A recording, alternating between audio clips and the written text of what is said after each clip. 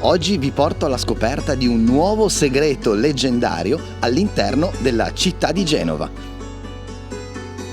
Mi trovo davanti alla cattedrale di San Lorenzo, nel cuore della città vecchia, a pochissimi passi dal porto antico.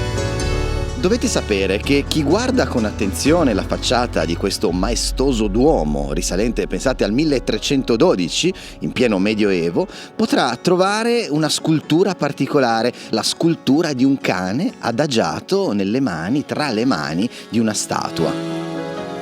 C'è anche un altro segreto, c'è una scacchiera su questo lato, ma ne parleremo in un altro servizio. Adesso andiamo a cercare il cagnolino.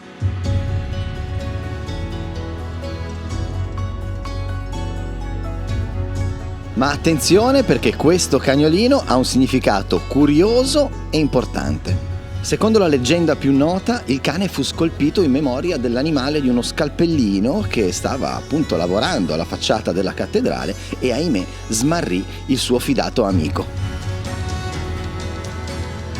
Oppure anche un cane randagio che fece amicizia con gli artisti che lavoravano sulla facciata. Vi erano anche molti scultori francesi.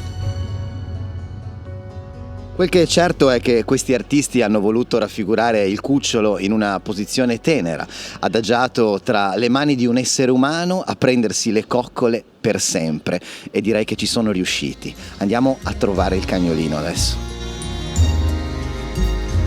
Si dice che trovare e toccare il cagnolino porti fortuna, ma non solo, perché secondo le leggende più antiche sembrerebbe che il fatto di accarezzare dolcemente il cagnolino porterebbe al trovare il vero amore.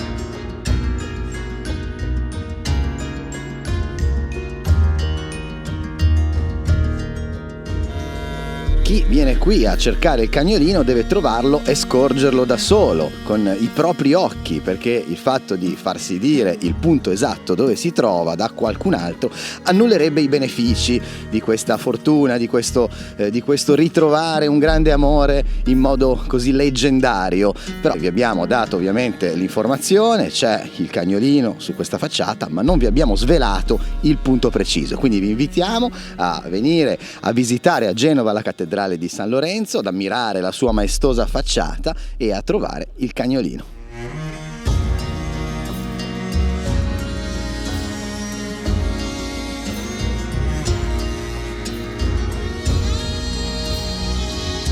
Da Dario il Leggendario, dal cagnolino e dai leoni di San Lorenzo è tutto per oggi. Noi ci vediamo alla prossima puntata dei Segreti de Zena. Seguiteci.